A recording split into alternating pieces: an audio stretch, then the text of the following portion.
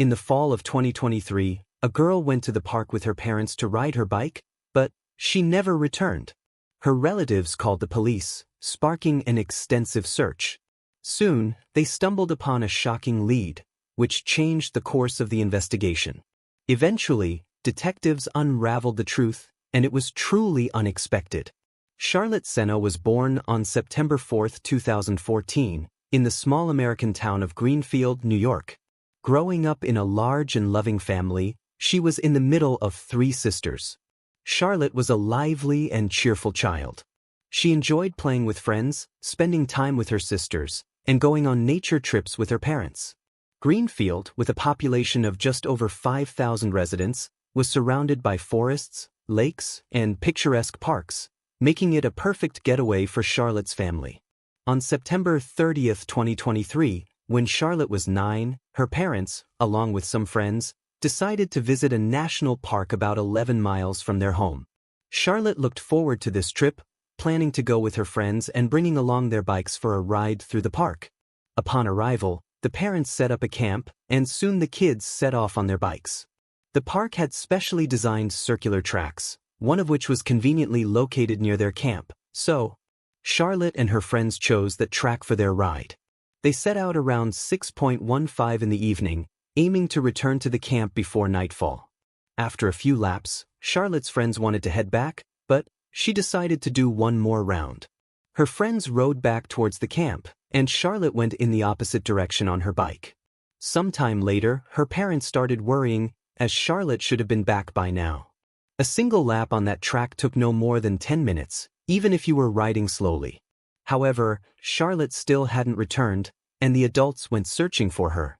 They walked along the circular track, and around 6:45, they made a distressing discovery. Charlotte's bicycle was abandoned next to the trail, but the girl was nowhere to be found.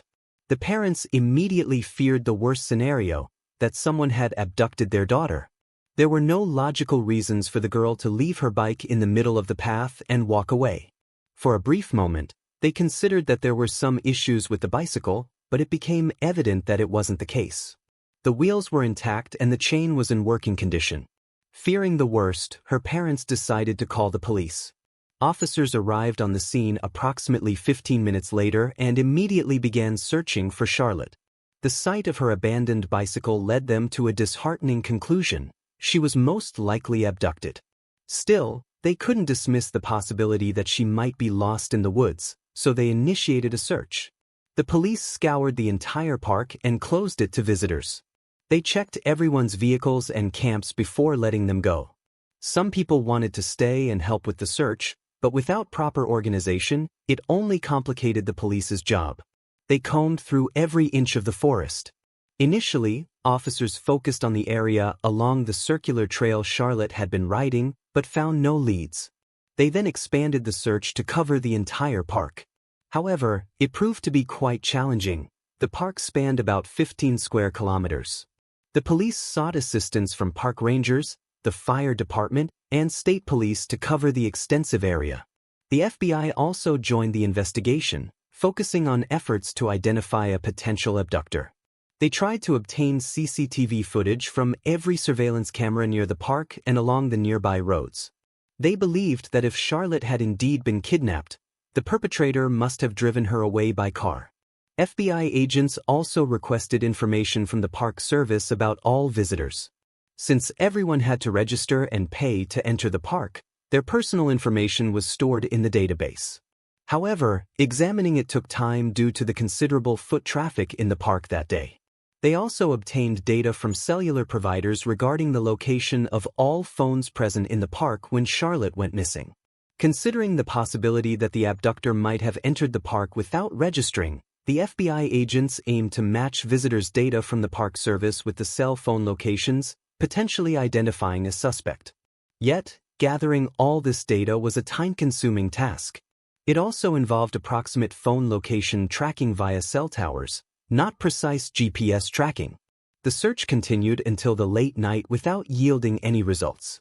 Early the next morning, officers returned to the park, and the search team grew larger. In total, over 400 people participated in the search for the missing girl. Police also reached out to the public through the media, urging people to share any information related to Charlotte's disappearance. The case quickly gained widespread attention, with the state governor addressing the issue at a dedicated press conference and showing support for the family. That same morning, the police activated the Amber Alert system, allowing them to quickly notify residents about the child's disappearance.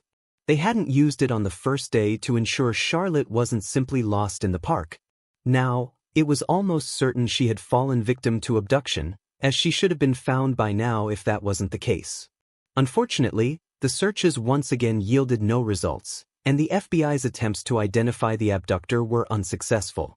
By the evening, the police began to realize that finding Charlotte alive was becoming more and more unlikely.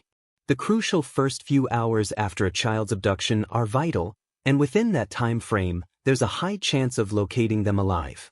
However, as the search for Charlotte surpassed this critical window, the statistical likelihood of a positive outcome significantly diminished.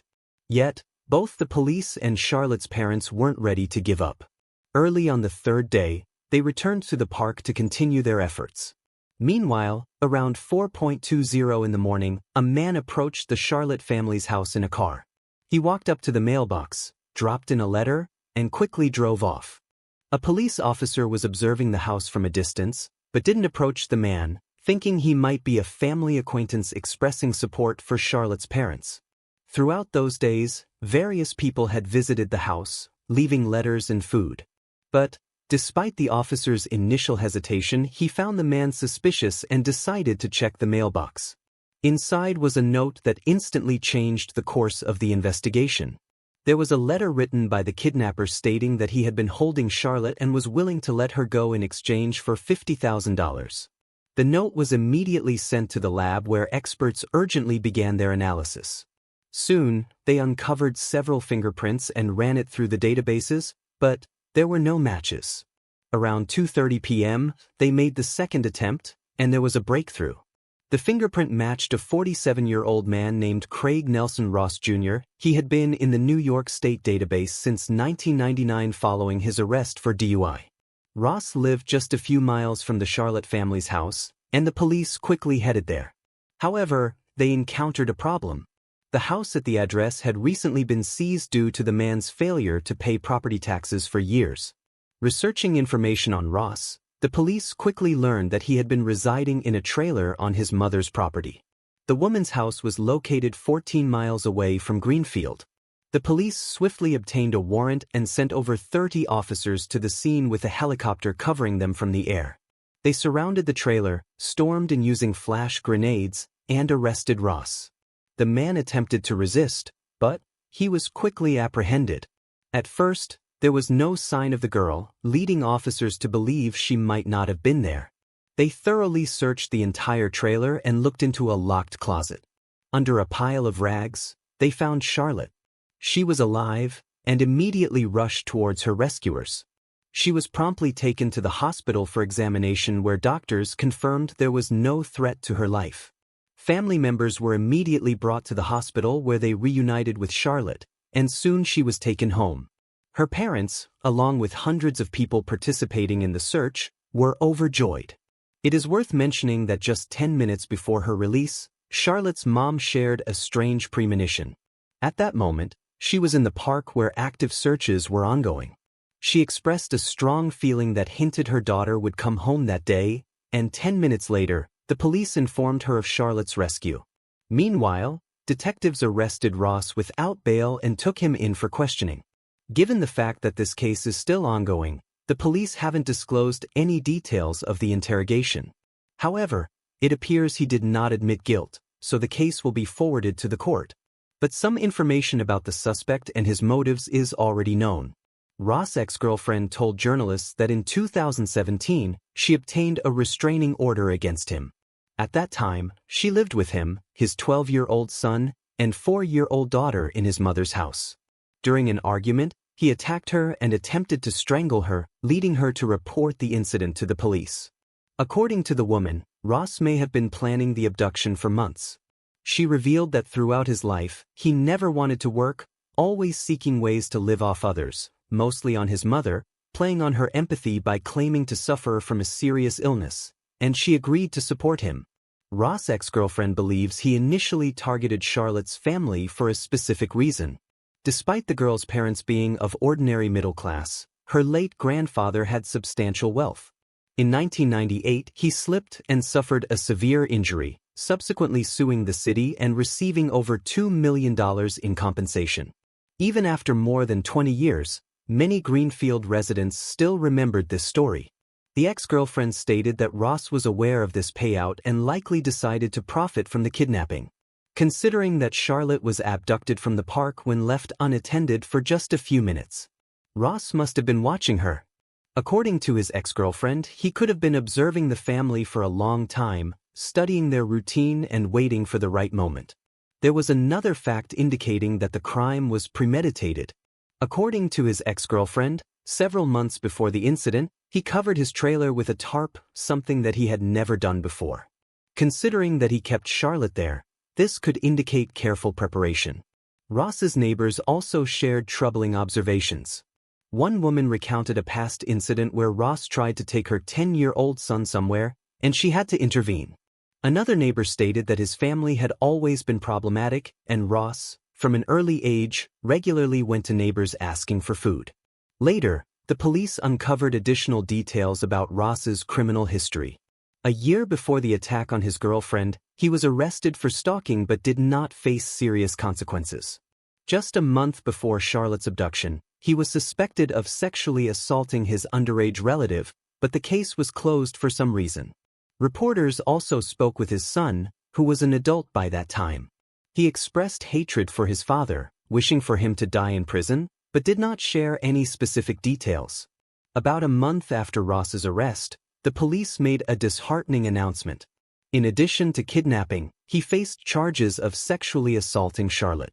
Apparently, during the time Ross held the girl in his trailer, he managed to commit some horrible deeds, but the police have not disclosed any details yet. It is known only that Ross refused to admit guilt regarding the sexual assault charges and plans to defend himself in court. Considering the fact that the abducted girl was found in his trailer, he probably has no chances of avoiding jail. Besides the fingerprint on the ransom note, investigators also found indirect evidence confirming his involvement. Analyzing the location data of all phones in the park at the time of the abduction, they discovered that Ross' smartphone was one of them. So, there are practically no doubts that the man will go to prison. However, as preparations for the trial are underway, detectives are also exploring Ross' potential connection to two other unsolved cases. In August 2003, 18-year-old Jennifer Hammond was selling magazines in the town of Milton. After her shift, she was supposed to meet with colleagues but never appeared at the designated spot. 6 years later, her remains were found near a lake 11 miles from town. It's worth mentioning that she disappeared just a few hundred yards from the house where Ross was living at the time.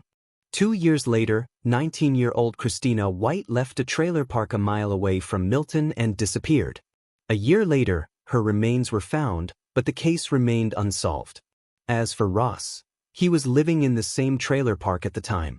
Now, the police are considering his possible involvement in these murders, but currently they lack any evidence, or they are withholding it in the interest of the investigation. Regarding the trial for Charlotte's case, it is set to begin in April 2024. Despite the presence of undeniable evidence of his guilt, it cannot be ruled out that Ross may be offered a plea deal. In case he continues to deny guilt, Charlotte will likely have to testify in court, recounting in detail what he did to her.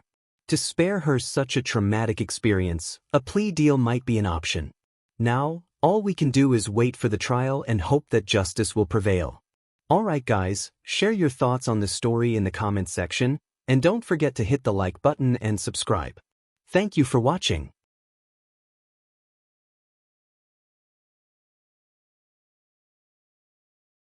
A young mother came home from a grocery store and vanished under mysterious circumstances.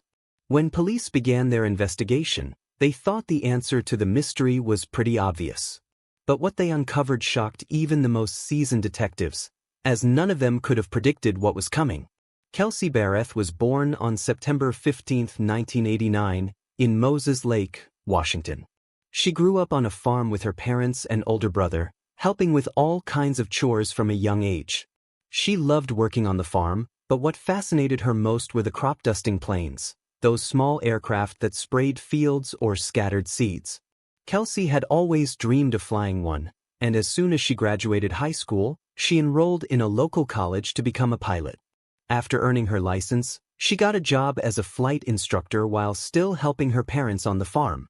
Teaching people how to fly and working with her family kept her busy, but, more than anything, Kelsey dreamed of having a family of her own. In 2016, when Kelsey was 27, she finally got the chance to start the family she'd always dreamed of. She met a man named Patrick online, and they hit it off right away. Like Kelsey, he was a farmer, and he shared her desire to have a big family. They talked for months before Kelsey decided to move to Colorado to be with him, and around the same time, they got engaged. Shortly after settling in, she landed a job as a flight instructor at a prestigious aviation school that specialized in training military pilots. It was a great opportunity, but there was one downside. The school was in another city, about 70 miles from Patrick's farm. Because of the long commute, Kelsey rented a place in town called Woodland Park. It was closer to work, but still within a reasonable distance from Patrick's home. Even though they had to live apart, they spent as much time together as possible, and their relationship moved quickly. In early 2017, Kelsey found out that she was pregnant, and soon after, the couple welcomed a baby girl. It seemed like Kelsey's dream of having a family was finally coming true. But, not long after their daughter was born, things between her and Patrick started to fall apart. She noticed he was growing distant, pulling away from her, losing interest in their relationship, and showing less and less enthusiasm about their life together. Still, Kelsey wasn't ready to give up. She was determined to make things work and did everything she could to fix their relationship. On the morning of November 22, 2018, Thanksgiving Day, Kelsey planned to cook dinner for the holiday.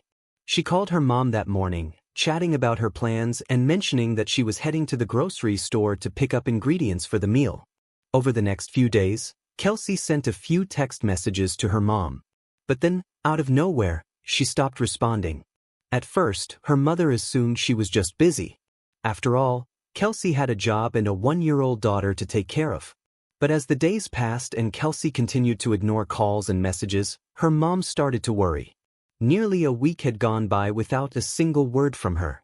Growing increasingly concerned, she reached out to her older brother, hoping he had heard from Kelsey. But he said she hadn't responded to him either. Desperate for answers, Kelsey's mother decided to call Patrick, thinking he might know what was going on. But his response only made things more confusing. He claimed that he and Kelsey had broken up. According to Patrick, their breakup happened on Thanksgiving more than a week earlier. He claimed that before the holiday, Kelsey told him she needed some time alone and wanted to end their relationship. Then, on Thanksgiving Day, she supposedly dropped off their daughter with him, took some of her things from his place, and he hadn't heard from her since. Kelsey's mother found his story hard to believe. For one, she couldn't imagine her daughter leaving her 1-year-old child behind without checking in even once. And second, she had spoken to Kelsey on the very same day Patrick claimed all of this happened. Kelsey never mentioned a breakup. In fact, she had seemed completely fine. She was in good spirits and excited about cooking Thanksgiving dinner. Feeling uneasy, Kelsey's mom asked Patrick to go to her house and check on her.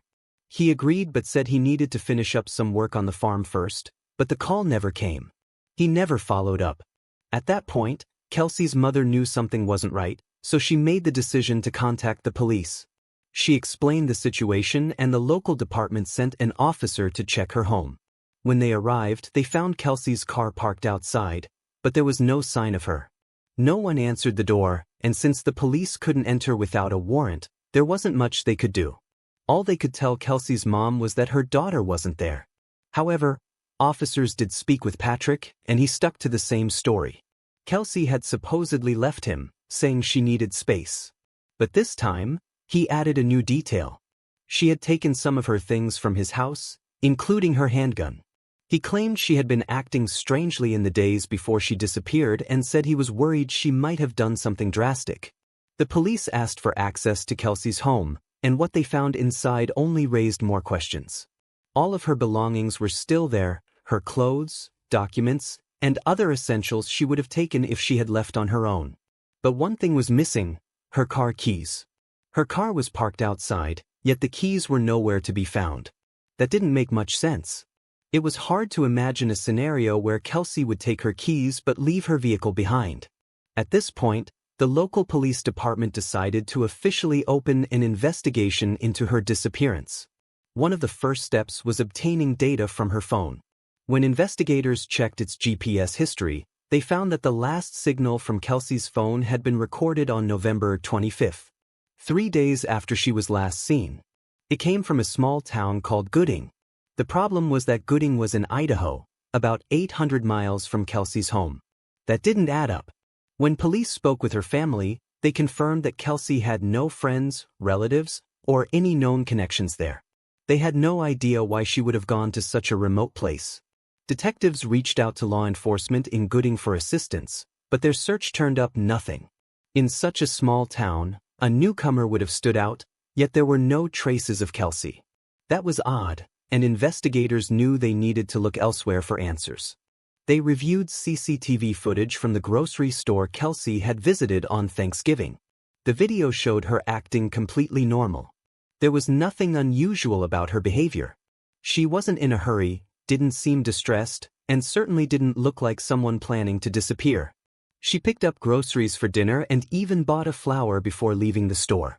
Police conducted another search of Kelsey's home, but once again, they found no clues. Days passed without any breakthroughs, and in that time, Kelsey's mother and brother flew to Colorado to help with the search. They stayed at her house, and right away, her mother had an unsettling feeling.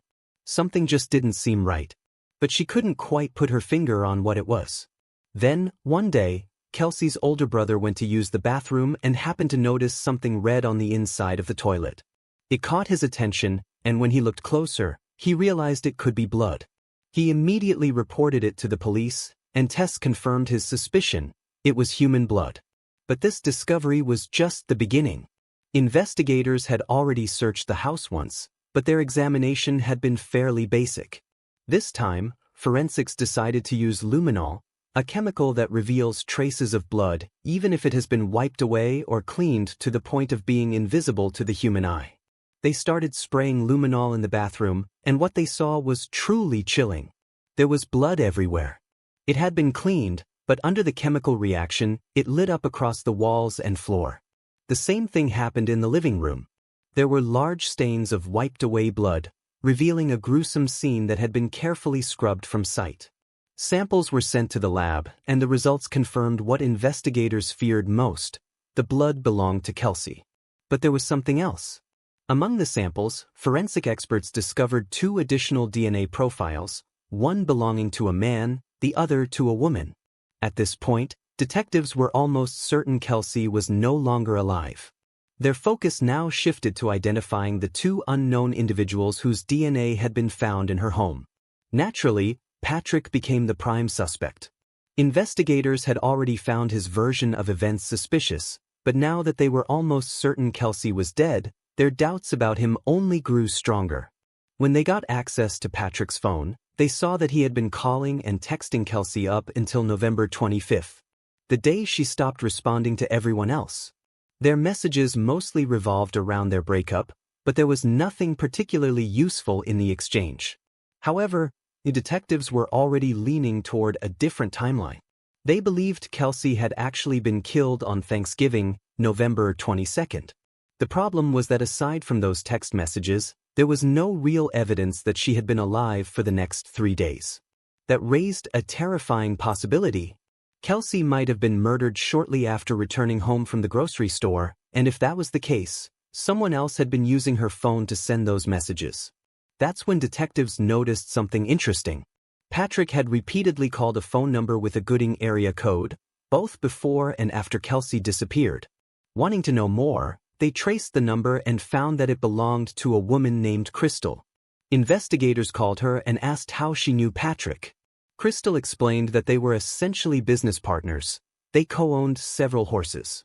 When asked when she had last seen him, she initially claimed she couldn't remember, but after some hesitation, she admitted that they were supposed to meet right after Thanksgiving. According to her, she and Patrick had planned to buy another horse, so she drove to Colorado to see it herself. However, along the way, she found out that Patrick didn't have enough money for the purchase, so she turned around and went back home.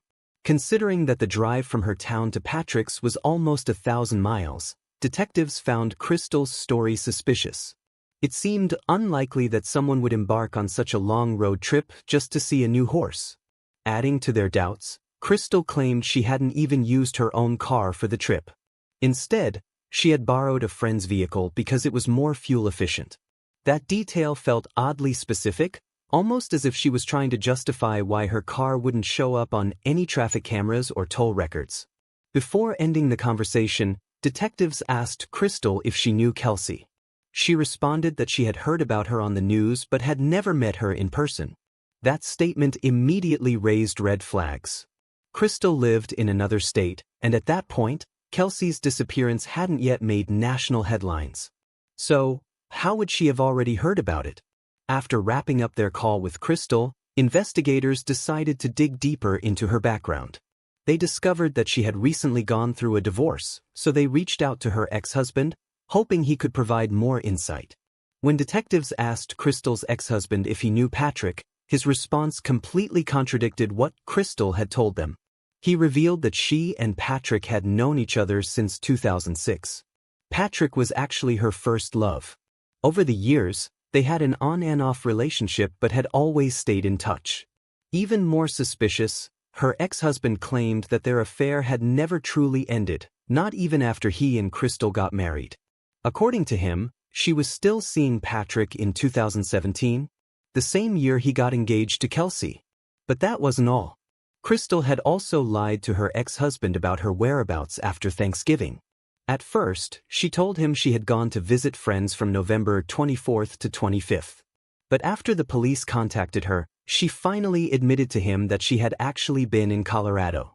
Then came another suspicious detail. On December 4th, Crystal asked her ex-husband to go with her to buy a new phone, claiming she had lost hers. Detectives immediately took note of the timing. December 4th was the exact same day they had obtained Patrick's phone for investigation.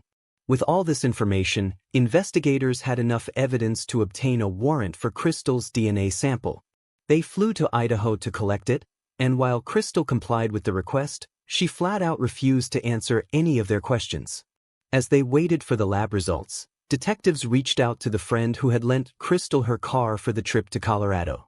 She allowed them to inspect the vehicle and mentioned that she kept a handgun inside. When investigators checked the gun, they noticed something alarming. One bullet was missing from the magazine. The friend was adamant that the gun had been fully loaded when she lent Crystal the car, and she had no idea where the missing bullet had gone. But this was just the tip of the iceberg. Investigators then spoke with another one of Crystal's friends, a woman named Michelle, and what she told them completely turned the case on its head. Michelle revealed that Crystal had called her in late October, about a month before Kelsey disappeared, and told her something shocking. Through tears, Crystal confided that Patrick had asked her to kill his fiancée. According to Michelle, Patrick told Crystal that Kelsey was mistreating their daughter. He insisted that he couldn't do it himself because it would be too obvious and he needed someone else to carry out the murder. During the conversation, Michelle urged Crystal to go to the police, but she never did.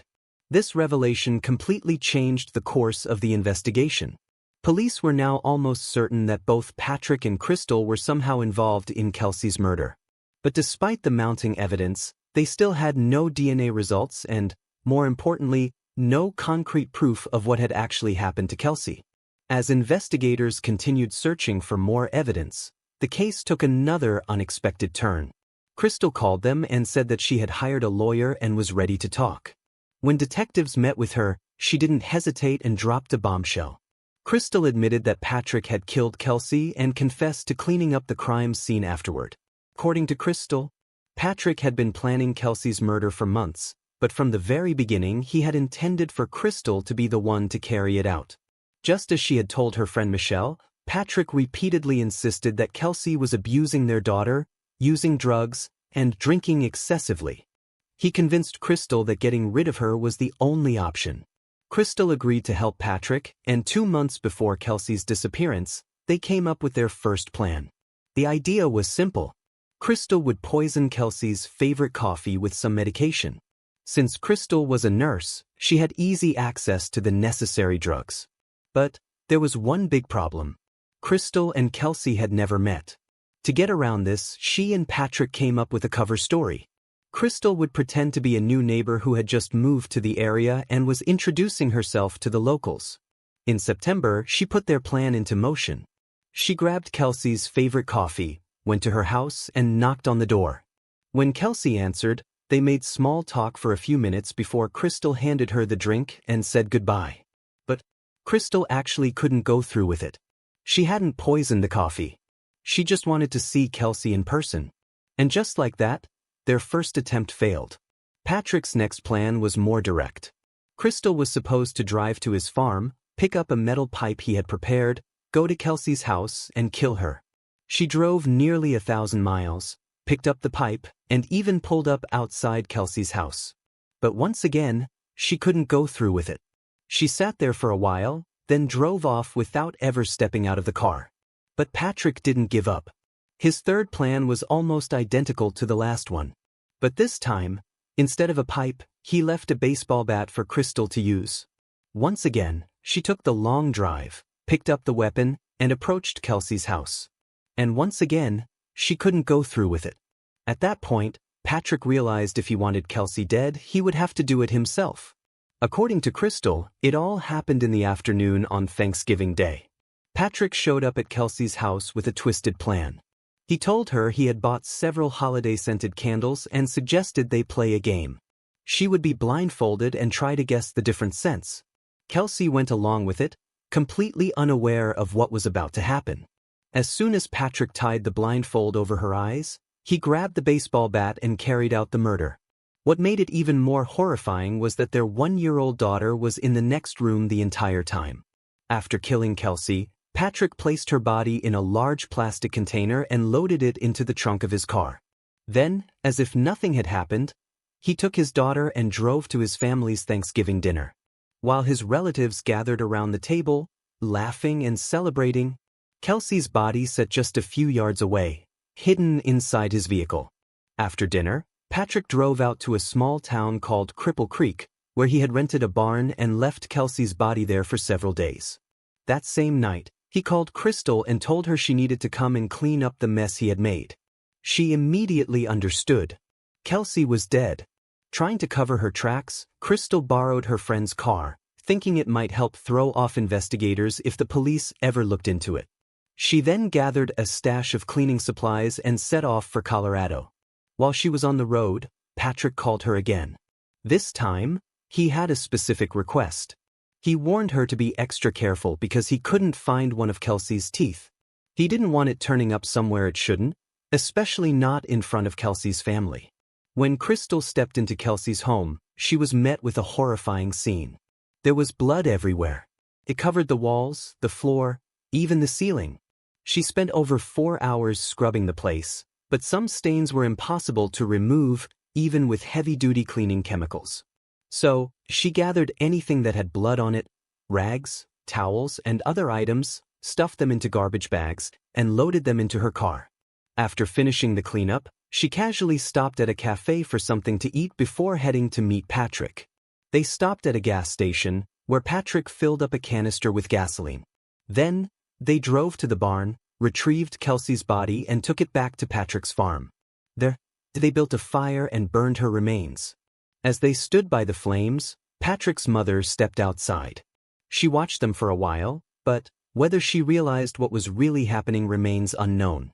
Before Crystal left for home, Patrick handed her Kelsey's phone. For the next few days, she responded to texts from Kelsey's family and friends, trying to keep up the illusion that Kelsey was still alive.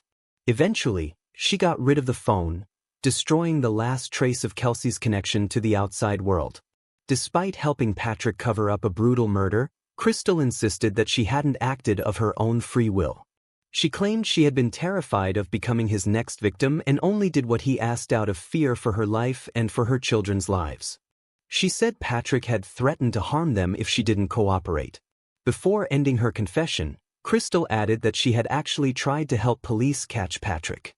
She claimed that she had deliberately left a few bloodstains in Kelsey's home, hoping investigators would find them.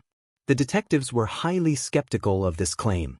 Crystal had countless opportunities to go to the police and prevent the murder. Instead, she not only allowed Patrick to go through with it, but had been willing to kill Kelsey herself 3 separate times. And even after Patrick carried out the murder, she didn't come forward. She helped him clean up the crime scenes, dispose of the body, and mislead Kelsey's family and friends. In the end, her confession wasn't motivated by guilt or a sense of justice. The truth was, her lawyer had advised her to take a plea deal, one that would drop all charges against her except for a single count of evidence tampering related to destroying Kelsey's phone. Despite Crystal's detailed confession, police still needed solid physical evidence to take the case to trial. They had already searched Patrick's farm once and found nothing incriminating. But this time, with Crystal's help, they returned to the property, and she pointed out the exact spot where they had burned Kelsey's remains. Patrick had done a thorough job of covering it up, so investigators had to dig through layers of dirt and ash. Eventually, forensic experts uncovered traces of a burned body. However, there was almost nothing left that could be used for DNA analysis. The only piece of evidence was the tooth Crystal had found while cleaning up the crime scene. But even that was so badly damaged by fire, investigators couldn't conclusively prove it belonged to Kelsey. Still, there was one crucial breakthrough. By this time, the lab results from the DNA samples found in Kelsey's home had come in. The results confirmed what detectives already suspected. The 2 unidentified profiles belonged to Patrick and Crystal. That was the final piece of evidence they needed. Patrick was eventually arrested and charged with first-degree murder. He spent the next years behind bars while prosecutors built their case against him, refusing to admit any guilt. According to the prosecution, Patrick had multiple motives for wanting Kelsey dead. First, their relationship was falling apart, and he wanted nothing more to do with her. But, since they had a child together, simply walking away wasn't an option, so he decided to get rid of her permanently. The second motive was financial. Patrick was struggling with some serious money problems and was at risk of losing part of his farming business. Investigators believe this could have also played a role in his decision to kill Kelsey. Even though prosecutors couldn't pinpoint a single clear-cut motive, by the time of the trial, investigators had gathered undeniable proof of Patrick's guilt. One of the biggest pieces of evidence came from his phone records. Data from his smartphone showed that he had spent several hours at Kelsey's home on the day of her murder. This directly contradicted his claim that he had only stopped by for a few minutes to pick up their daughter and drop off some of her belongings. CCTV footage from a neighbor's house further discredited his story. The video showed Patrick arriving at Kelsey's home with their daughter, but instead of leaving shortly after, as he claimed, he didn't come back outside for several hours. Then came another damning detail. After leaving Kelsey's home, Patrick's phone traveled to his farm, but Kelsey's phone moved with him. He hadn't even bothered to turn it off. For the next few days, Kelsey's phone remained near Patrick's, tracking alongside his movements, until he finally handed it off to Crystal, who had used it to send misleading texts before destroying it. On top of all this, detectives uncovered a wealth of surveillance footage linking Patrick to the crime. One camera captured him driving with the large plastic container, the same one he later used to hide Kelsey's body. Another camera at the gas station recorded him and Crystal filling up a gas canister, further confirming their involvement in destroying the remains. Then, during the trial, another disturbing detail came to light.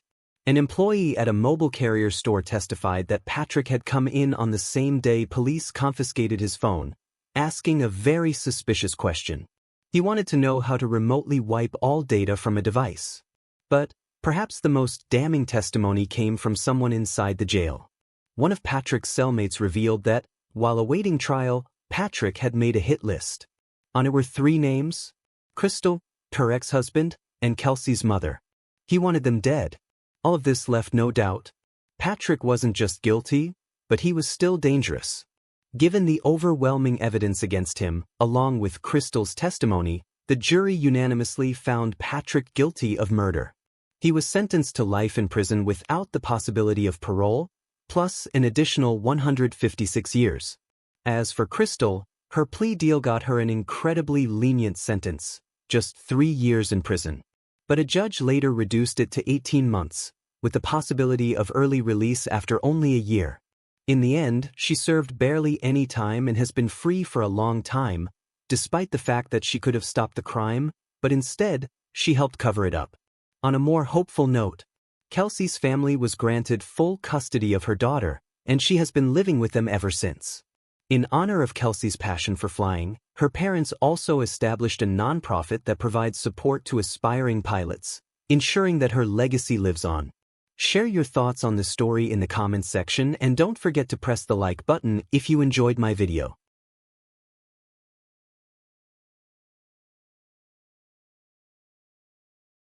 A woman was found dead in her apartment under strange and unsettling circumstances. At first, detectives thought the answer was right on the surface. But as the case unfolded, it turned into a 15-year mystery, full of twists, dead ends, and unanswered questions. And in the end, it all came down to one random twist of fate that finally revealed the truth. Pamela Chrysler was born on March 16, 1953, in Albany, Georgia. She grew up in a big family and had always wanted to help people. After finishing high school, she earned a medical degree and started working as a mental health and substance abuse counselor. Later on, Pamela went into private practice and opened her own office. Over the years, she continued helping people, and many of her clients deeply valued the role she played in their recovery. In 2002, at the age of 49, Pamela decided to move to a new city, Athens, also in Georgia. She wanted to expand her business and kept working after the move. At the time, Pamela wasn't married and didn't have children. Most of her life had been focused on her work, helping others, and supporting her family whenever she could. On August 21, 2002, residents of an apartment complex on the edge of town reported a strange smell coming from one of the buildings. Staff went to check it out and quickly traced the odor to Unit 408. No one answered the door, so they used a spare key to get inside. But the moment they opened the door, they were met with a horrifying scene, a body lying on the living room floor. So, they immediately called the police. When officers arrived, they found the body of a woman, but there were no documents anywhere in the apartment to say who she was. She was only wearing underwear, which led detectives to consider sexual assault as a possible motive. But one thing stood out. Someone had covered her with a sheet, which was quite odd. They also noticed there were no signs of forced entry at the front door. However, the balcony door had been left slightly open, leading detectives to believe the killer may have come in that way. While the medical examiners worked on the body, crime scene investigators searched the apartment for clues. The living room was covered in blood, but tests later showed it all belonged to the victim. Still, in the middle of that chaos, they found one critical piece of evidence, a single drop of someone else's blood on a newspaper sitting on the kitchen counter. Tests confirmed it came from a man, but there was no match in the DNA database.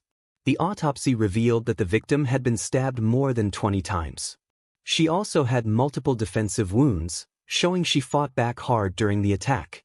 However, there were no signs of sexual assault, ruling out the detectives' original theory. The first priority for police was to figure out who the victim was, so they went to speak with the building manager.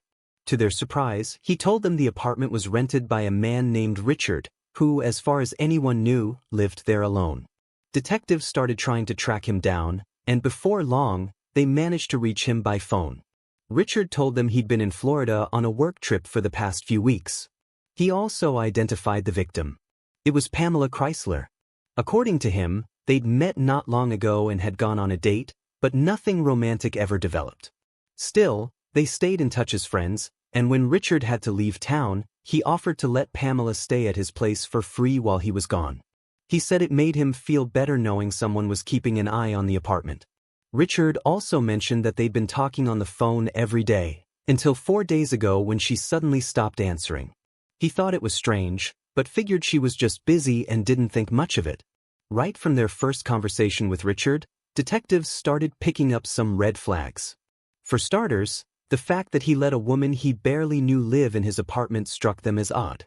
On top of that, during the phone call, Richard mentioned that Pamela used to sleep with the balcony door slightly open. A detail that made investigators raise their eyebrows. They hadn't shared that information publicly, but they already suspected the killer had come in through that very door. So, why did Richard bring up that specific detail out of nowhere? Shortly after speaking with the police, Richard headed back home.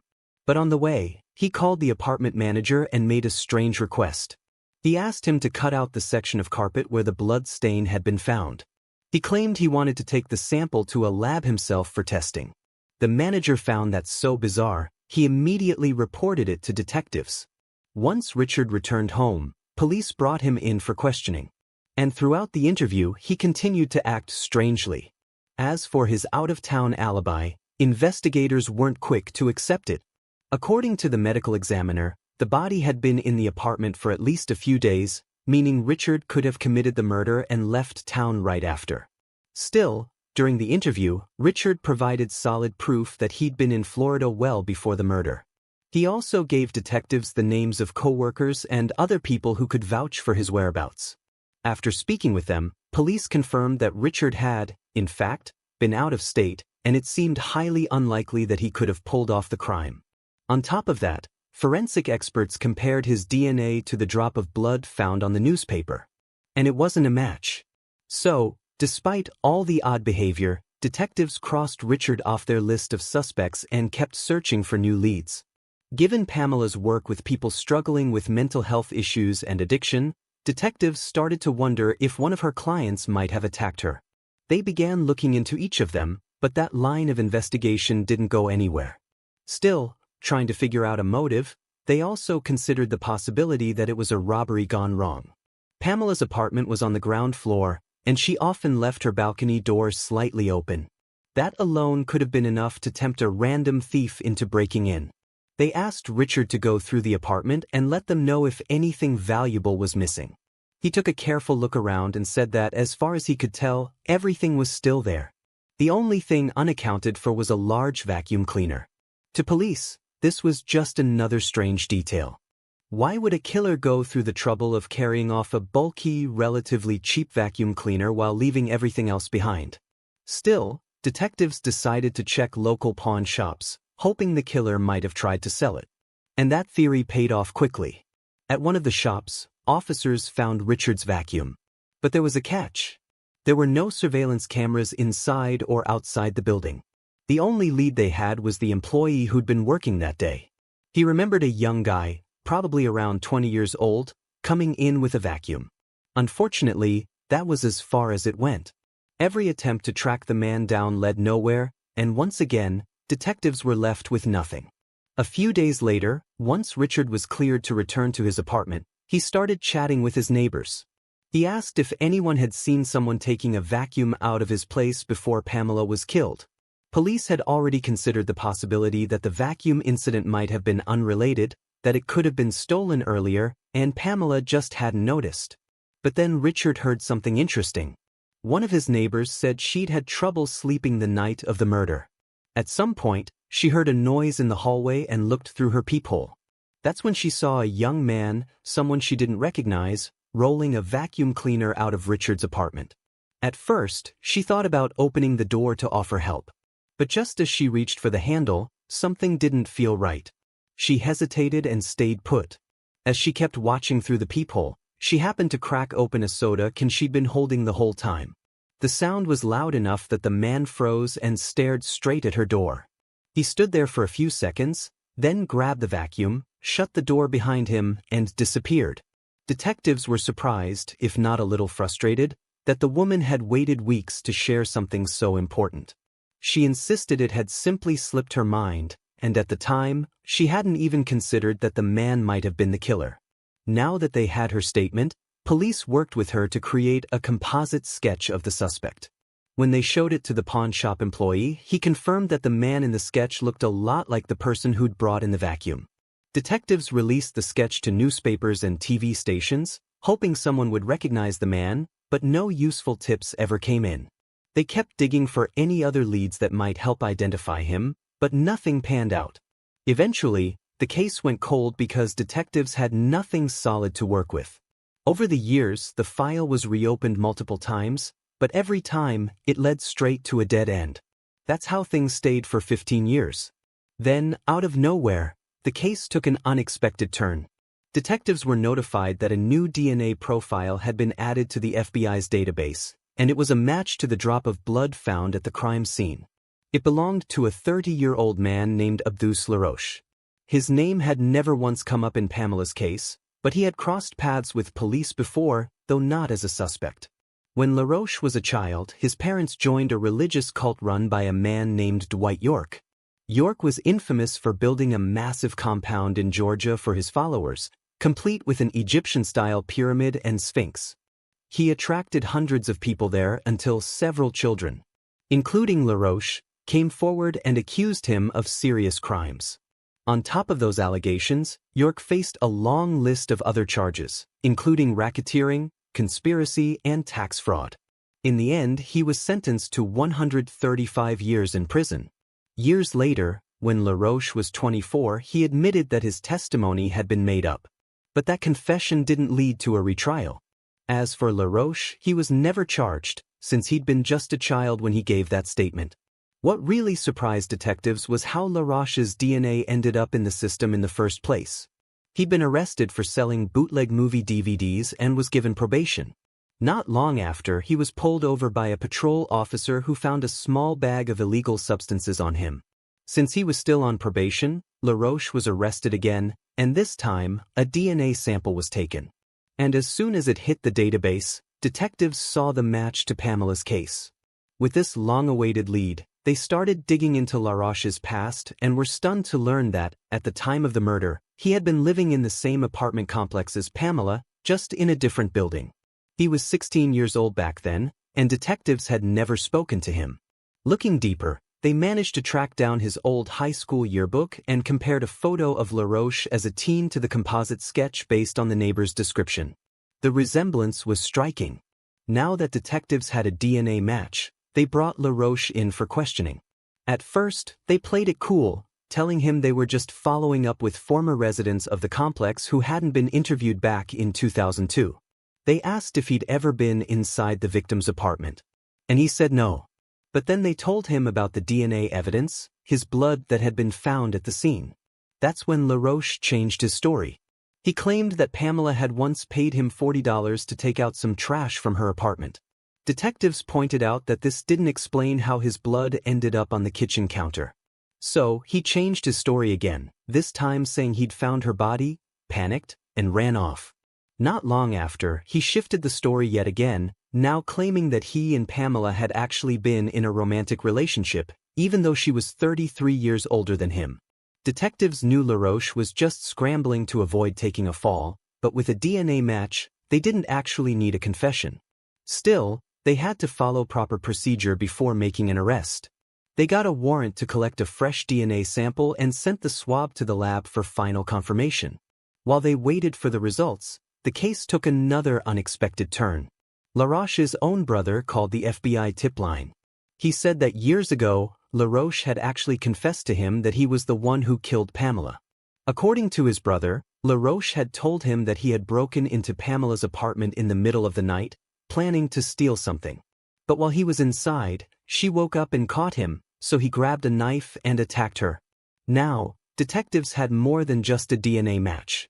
They had a statement from LaRoche's own brother. Once the lab officially confirmed the blood at the scene belonged to LaRoche, he was arrested and prosecutors began preparing for trial. LaRoche continued to insist he was innocent, and the prosecutor realized this case might not be as straightforward as it seemed. At the time of the murder, LaRoche was only 16, and the only physical evidence linking him to the scene was a single drop of blood. There were no fingerprints, no murder weapon, and no other physical evidence to back it up. So yeah, it was possible a jury might decide that just wasn't enough. So prosecutors offered LaRoche a deal. If he pled guilty to manslaughter and the theft of the vacuum, they'd take life in prison and the death penalty off the table. He agreed almost immediately, signed a confession, and was sentenced to 20 years behind bars. He'll be eligible for release in 2038, when he's 52. After that, he'll be under supervision for another 20 years. And if he commits even a minor offense, he'll be sent straight back to prison. Pamela's family was stunned when detectives told them about the arrest. For 15 years, they believed the case would never be solved, that they'd never know what really happened. But in the end, LaRoche, who had managed to slip through the cracks for so long, got caught over something as small as selling bootleg DVDs.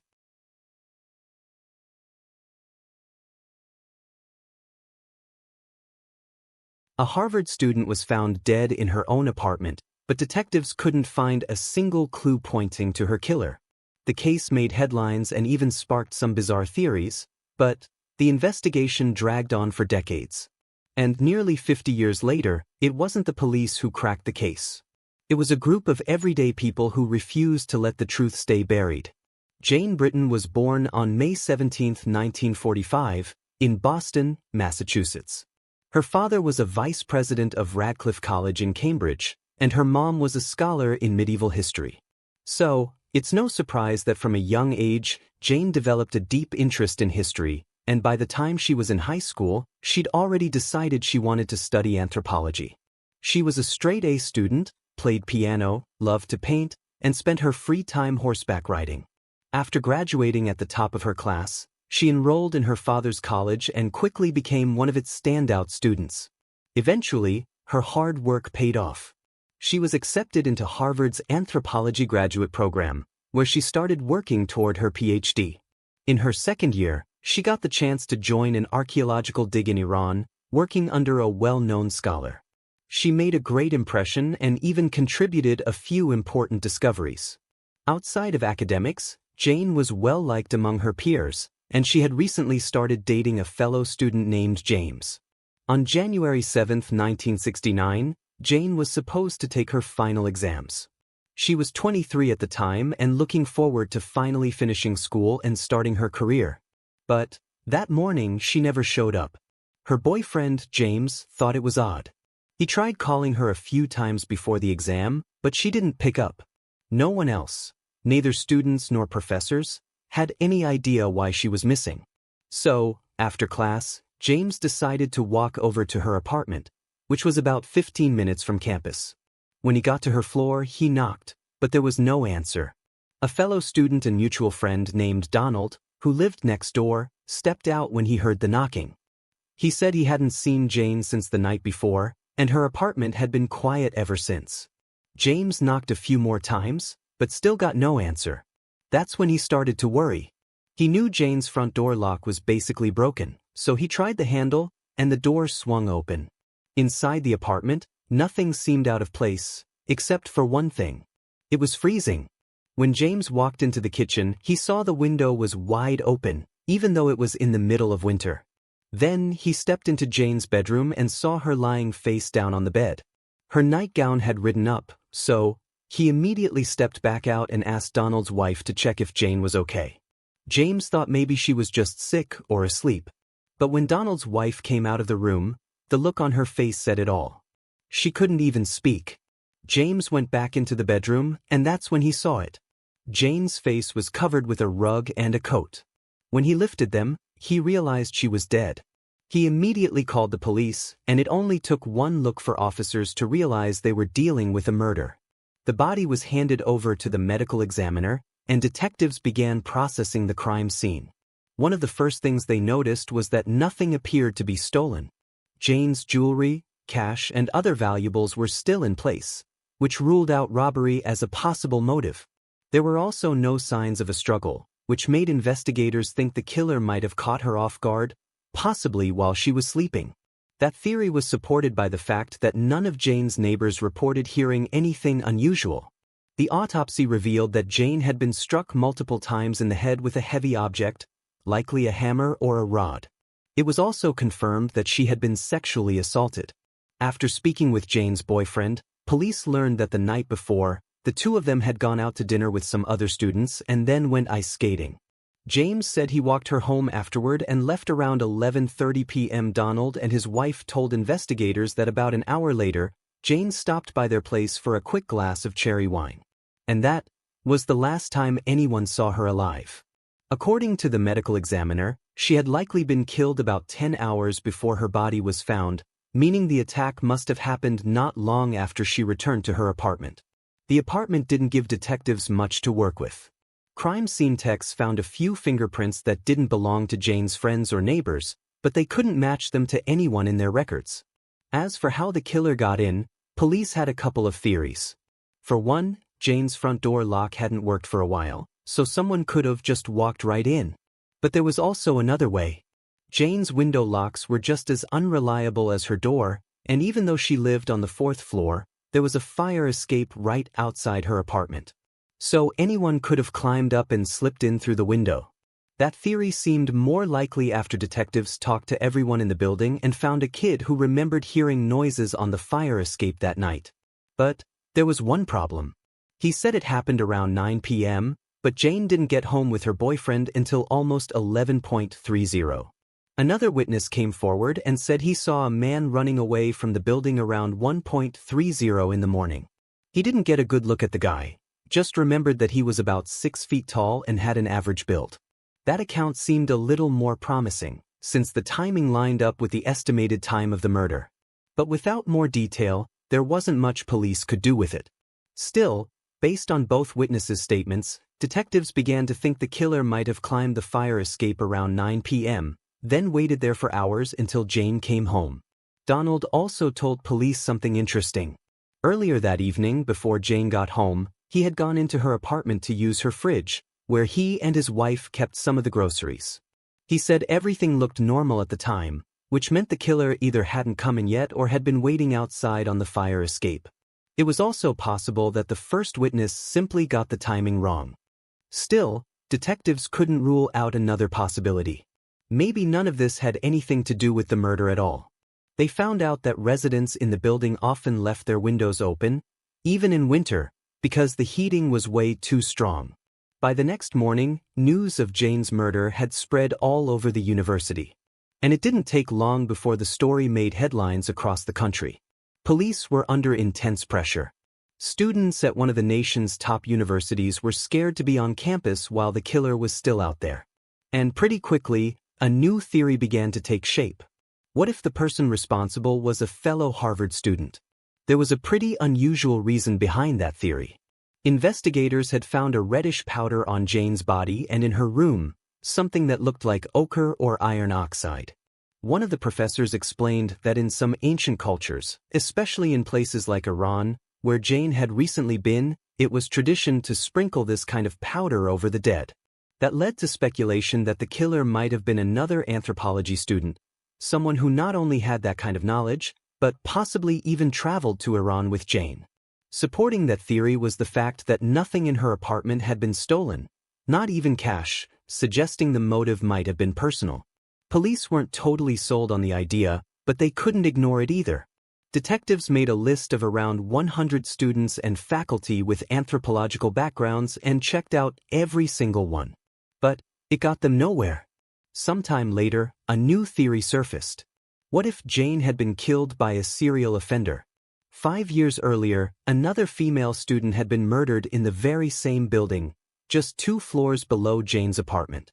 At that time, detectives suspected the infamous Boston Strangler might have been behind it, and he even confessed to the crime. But a lot of people had doubts. Many believed he might have falsely confessed, which isn't uncommon in high-profile cases. And besides, by the time Jane was murdered, the Boston Strangler was already confined to a secure psychiatric facility. So, either way, he couldn't have been involved. While detectives still had no solid leads, local newspapers were busy spreading theories and pointing fingers at the university itself. Harvard had purchased the building a few years earlier and started housing students there, but the place was in pretty bad shape. Most of the apartment locks didn't work or would get stuck, and the windows were just as bad. Residents said they could be pulled open from the outside without much effort. Because of that, newspapers began criticizing the university for letting students live in such unsafe conditions. Meanwhile, police kept looking for anything that might help. They gave polygraph tests to Jane's boyfriend and her neighbors, questioned several other suspects, and even placed cameras at her funeral to record everyone who showed up. Detectives identified every person in attendance, but None of them could be linked to the crime. Weeks passed and they were still no closer to the killer. That's how things stayed until February 6th. Almost exactly 1 month after Jane's murder, police discovered the body of a 50-year-old woman named Ada Ben. She was found in her apartment just about a mile from Jane's. Ada was lying face down in her bed, her nightgown pushed up, and her head covered with several blankets. Just like Jane, she'd been bludgeoned in the head with a heavy object, and it looked like she'd also been attacked in her sleep. Local media immediately jumped on the striking similarities between the two cases. But, for some reason, police pushed back against this theory. They announced that they saw no connection between the murders and didn't believe they were dealing with the same killer. That statement was met with a predictable wave of skepticism. Most students and locals were convinced that a serial predator was out there and that he could strike again at any moment. But just like Jane's case, investigators found no solid leads, and the second murder investigation soon went cold too. There were no new developments in Jane's case, and eventually, it was shelved. Over the years, detectives revisited the file from time to time, but each attempt led nowhere. At one point, the local police department handed the case over to the state police, who launched their own investigation. But again, they came up empty. In the late 80s, when DNA analysis was becoming a standard tool in forensics, detectives decided to revisit the physical evidence. That's when they found a set of samples collected from Jane's body. The lab managed to isolate a small trace of semen, likely from the suspect, but it wasn't enough to build a full DNA profile. Years later, once the FBI's national DNA database came online, analysts searched for a match. But nothing came up. In 2006, they tried again using more advanced technology, hoping for a breakthrough. But once again, they hit a wall. The case stayed cold for several more years until a group of amateur sleuths took an interest in it. One of them was a retired writer who'd been a young reporter at the time of Jane's murder. In fact, it was only his second day on the job when he was assigned to cover the case. Decades later, he decided to revisit it, determined to finally uncover the truth and write a book about what really happened.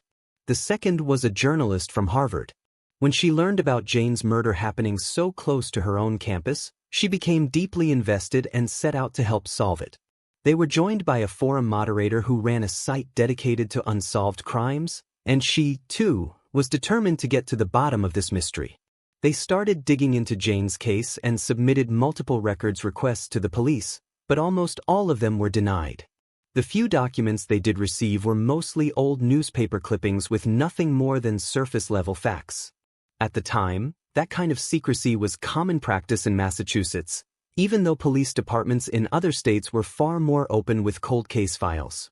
But the group wasn't ready to give up. They took the fight to an appeals court, arguing that transparency had already helped solve other decades-old cases by getting more people involved and generating new leads. The court rejected their petition, but even that didn't stop them. Over the next several years, they kept filing lawsuits against the district attorney's office. One by one, each suit was dismissed, but all that pressure still made a difference. After years of being reminded about the case, authorities finally agreed to reopen it in 2017. Experts took another look at the biological evidence from the crime scene, and this time, they managed to extract a somewhat stable DNA sample.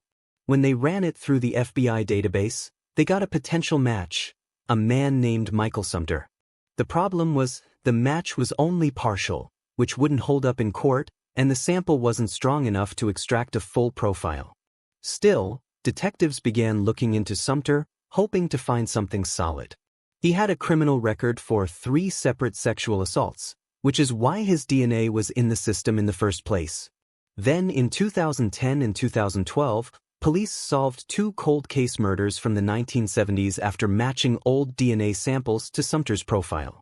All of his known crimes took place in Boston, not far from Harvard. Investigators also learned that, around the time of Jane's murder, he was dating a woman who lived near the university.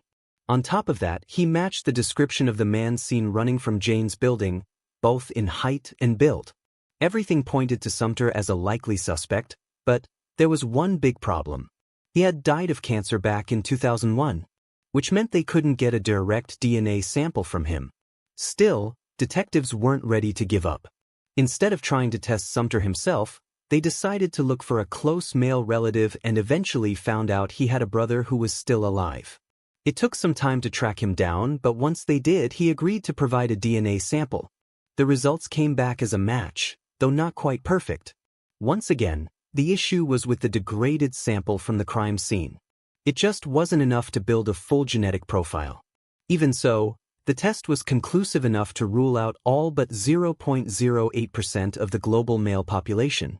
That may still be nearly 350,000 people, but considering Sumter lived near the crime scene and had a history of similar assaults, it was more than enough to point to him as the killer. In 2018, 49 years after Jane's murder, police held a press conference and finally announced that the case had been officially solved. They believe that on the night of the murder, Michael Sumter followed Jane home and waited until her boyfriend left. Then he climbed up the fire escape, came in through the kitchen window, and attacked her with the intent to assault. As for why the DNA match wasn't made until 2017, detectives had a simple explanation. Sumter's DNA had been in the system for years, but the sample from Jane's case was so degraded that earlier technology couldn't get a strong enough profile to even find a partial match. It was only with newer, more sensitive equipment that they were able to make the connection. In the two other murder cases linked to Sumter, full DNA profiles had been available, making those matches easier to confirm. Police were never able to link him to the murder of the second woman found a month later. The problem was, there was no usable DNA from that crime scene, so detectives couldn't say for sure, but given the eerie similarities between the two cases, many believe Sumter was responsible for that one, too. As for the reddish powder found in Jane's room and on her body, something that sparked theories about ancient burial rituals, police believed it was most likely just pigment from the paint she used in her artwork. There was no evidence it had anything to do with the murder itself. In the end, Jane's case was finally closed, even if it took nearly 5 decades. And much of that was thanks to the small group of citizens who refused to let her story be forgotten and pushed the police to give the case another look.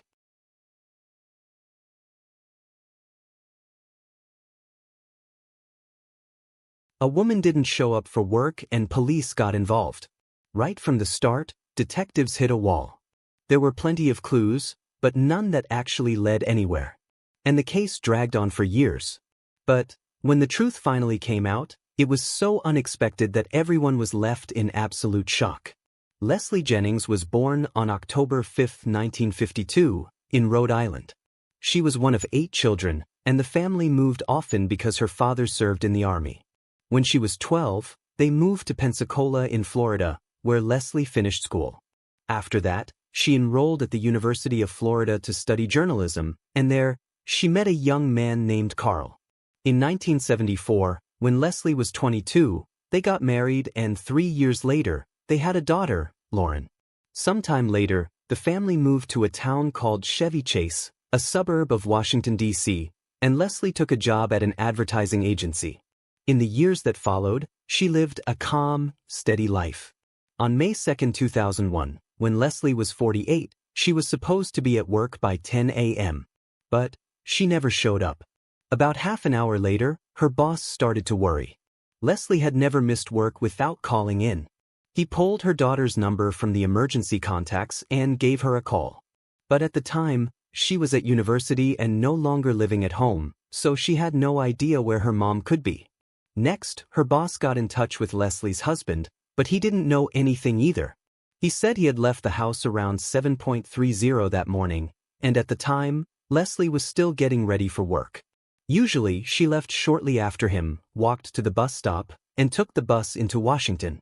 The commute took about an hour, so by then, she should have been at the office. Her husband tried calling their home phone, but no one picked up. He started to seriously worry something might have happened to her, so he decided to head back to the house. Leslie's boss did the same, afraid she might be in danger. They both arrived around 11:30 and went inside. Right away, they noticed the front door was unlocked, but the house was quiet. Then, they saw red stains along the hallway walls that looked like blood, with several bloody footprints on the floor. Leslie's boss immediately called the police while her husband searched through the house. He found their dog shut inside the basement, but Leslie herself was nowhere to be seen. The 911 operator told them to step outside and wait for officers so they wouldn't disturb any potential evidence, and the men left the house together with the dog. Police arrived within minutes and began searching the house. When they went upstairs, they found Leslie's body in the bathroom, lying face down inside the shower stall. From the way she was positioned, detectives believed she had been killed elsewhere in the house, and the killer had dragged her into the shower afterward. It looked like he may have planned to rinse her off and wash away any traces of DNA. Crime scene techs also found evidence that the killer had tried to clean up blood from the floor and hallway door. More blood was discovered in the kitchen sink, the downstairs bathroom, and even on the trash can. All of this showed that the killer had stayed inside the house for some time after the murder, making an effort to cover his tracks. But with so much blood everywhere, it was a hopeless task. One detail stood out in particular. The killer had used cleaning products, but none of those chemicals were found in the house. That suggested he had brought them with him, planning the cleanup in advance. But even with all that evidence, the local police department decided they didn't have enough to officially classify the case as a homicide. Instead, they chose to wait for the coroner's report, leaving open the possibility that Leslie's death might have been some kind of accident. One theory was that she could have slipped while cleaning the bathroom, though that explanation didn't really line up with the facts. Because of this, the house wasn't processed the way a murder scene should have been. For example, investigators never swabbed the blood on the doorframe. They just left it there. Meanwhile, the word of Leslie's death spread quickly through the community, and people were stunned. This was a town known for having one of the lowest crime rates in the entire country, where murders almost never happened. What made things even worse was the silence from the police. Nobody understood what had really happened inside that house, and the uncertainty fueled even more fear. 2 days later, the medical examiner finished the autopsy, and the results left no doubt. This was a murder. Leslie had 7 wounds on her head, caused by being slammed against a sharp, solid surface. Later, investigators determined that those injuries matched the sharp corners of the baseboard in the hallway. It looked like the attacker had knocked her down and repeatedly bashed her head against the floor. On top of that, her body showed multiple abrasions consistent with a violent struggle, and there were also clear signs of strangulation. This confirmed the detectives' original theory. Leslie had been attacked and killed in the hallway, and afterward, the killer dragged her body upstairs to the bathroom, hoping to wash away the evidence. Forensics collected every possible blood sample from the house and sent them off to the lab. Meanwhile, now that detectives finally had proof they were dealing with a homicide, the real investigation began. While they waited on the DNA results, detectives started talking to Leslie's family and friends. Nobody could think of a single person who would want to hurt her. She didn't have enemies, and she never got into conflicts. Naturally, investigators first looked at Leslie's husband, Carl. He told them he'd left for work around 7:30 that morning, and a neighbor backed him up, saying they saw him leaving the house and even waving to someone at the window. His coworkers also confirmed that he showed up on time and stayed there until he got the call from Leslie's boss. That made it unlikely he could have committed the murder, unless he had somehow done it before heading to work. But there were no scratches or bruises on him, something almost impossible to avoid, given the defensive injuries Leslie had.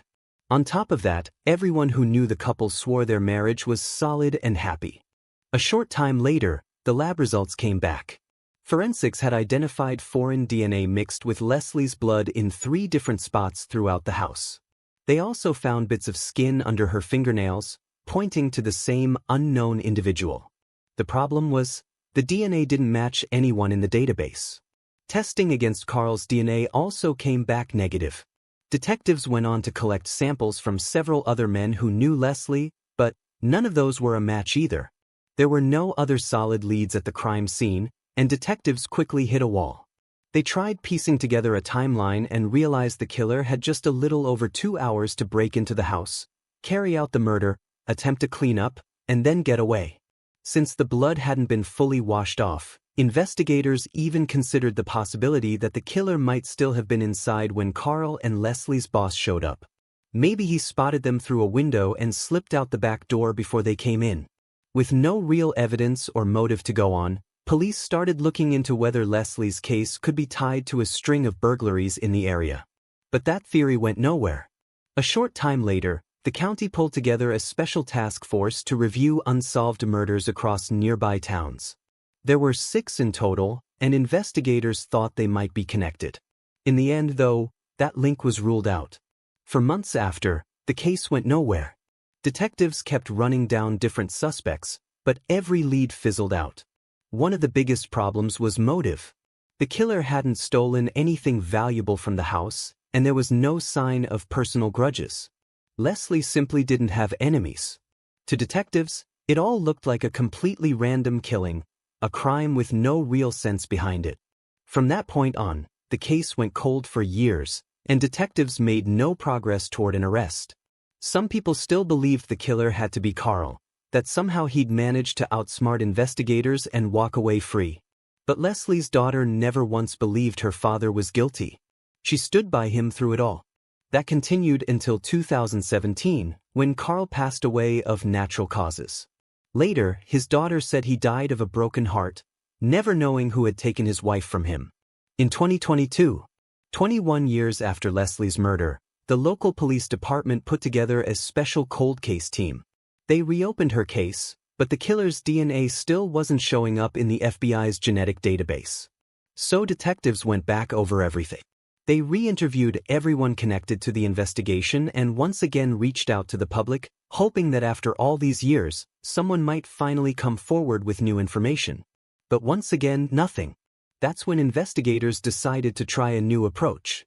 They sent the existing DNA samples to a company called Othram, which specialized in genetic genealogy. The way it works is, investigators take an unknown DNA sample and run it through public genealogy databases where people upload their own results. Almost every time, at least one relative pops up, even if it's a distant one. From there, experts build out family trees and trace them back to the most likely suspect, narrowing it down by things like age, location, and other details.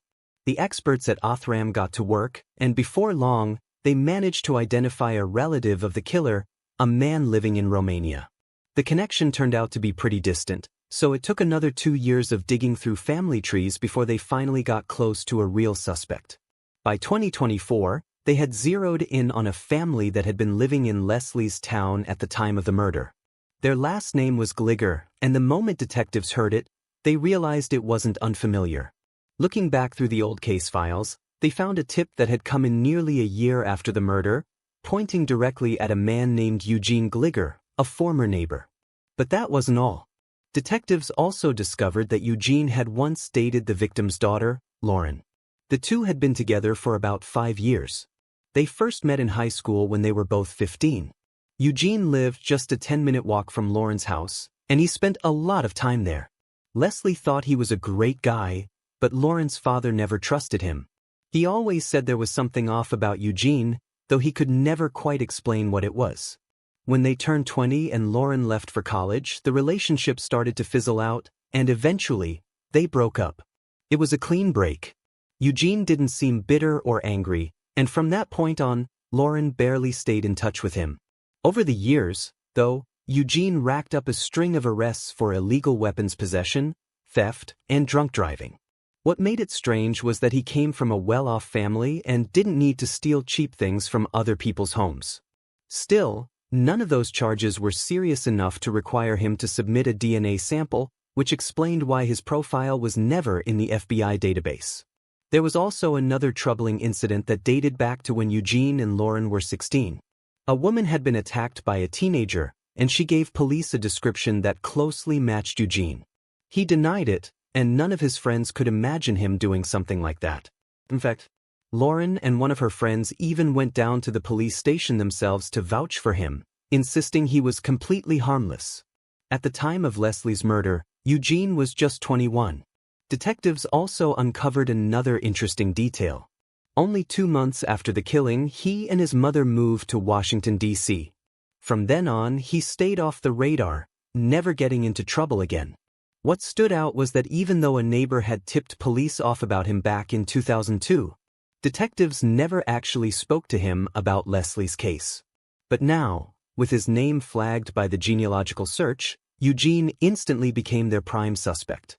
By 2024, he was still living in D.C. and working for a company that sold surveillance equipment.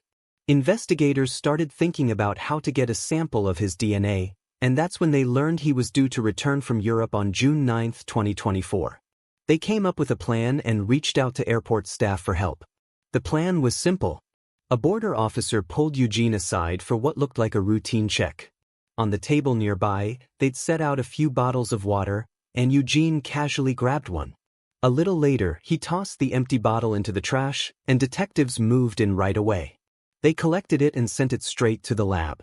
Forensic experts swabbed the bottle for DNA and compared it to the genetic material found under Leslie's fingernails. It was a perfect match.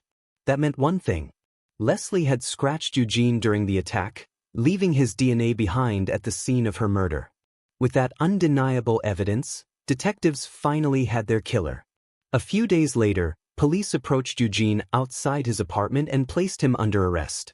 They brought Eugene in for questioning, and at first, the detectives kept things basic, asking when he'd last spoken to his ex-girlfriend or her mother, and whether he'd ever set foot in their house after the breakup. Eugene acted confused, like he didn't even know what they were talking about, and eventually he asked for a lawyer. That's when the detective laid it all out.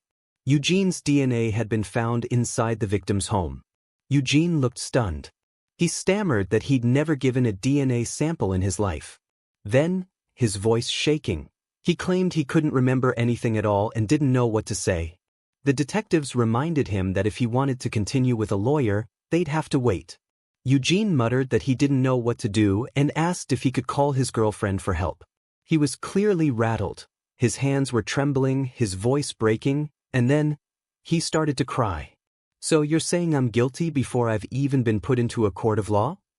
But the detective noticed something odd. Not a single tear actually rolled down his face. "There's no tears coming out of your face." She called Eugene out on it right there. Eugene quickly fired back that he was just dehydrated and his eyes were too dry for tears. Moments later, Eugene spiraled into a full-blown meltdown. "My eyes are bloodshot red because I'm just tired and drained. I don't know what's going on." Accusing the detectives of trying to frame him and insisting yet again that he couldn't remember a thing. After the interrogation, detectives felt even more certain Eugene was guilty. His fake crying and scattered excuses only made things worse. And, with so much of his DNA found at the crime scene, they didn't need a confession. So, he was officially charged with first-degree murder. News of his arrest shocked many of his friends and relatives. To them, Eugene had always seemed harmless, upbeat, even generous. A guy who donated to charity and was deeply involved in his community. But not everyone was surprised. One of his ex-girlfriends shared that Eugene would often fly into rages during arguments, hurl objects at her, and punch holes in the walls. His own brother admitted he was genuinely afraid of him, believing Eugene was capable of turning violent. As for Lauren, she was in complete shock. The idea that her ex-boyfriend had murdered her mother was almost impossible to process. She recalled that shortly after the killing, she ran into Eugene and told him what had happened. He hugged her and quietly said, "I'm so sorry." The trial preparation dragged on for almost a year, and by May 2025, prosecutors decided to offer Eugene a deal. Under the terms, he would plead guilty and, in exchange, face second-degree murder instead of first-degree. That charge implied the killing wasn't premeditated and the maximum sentence was 30 years in prison. Eugene agreed to the deal and admitted guilt. But here's the catch. The plea didn't require him to explain the details of what happened, including his motive. To this day, no one knows why he killed Leslie. Detectives spent countless hours pressing him for answers, but he still refused to talk. Investigators have their theories. The leading one is that it started as a burglary gone wrong. Eugene had been linked to several thefts in the past, so detectives believed that this might have been his original plan. He knew the Jennings home inside and out, making it an easy target.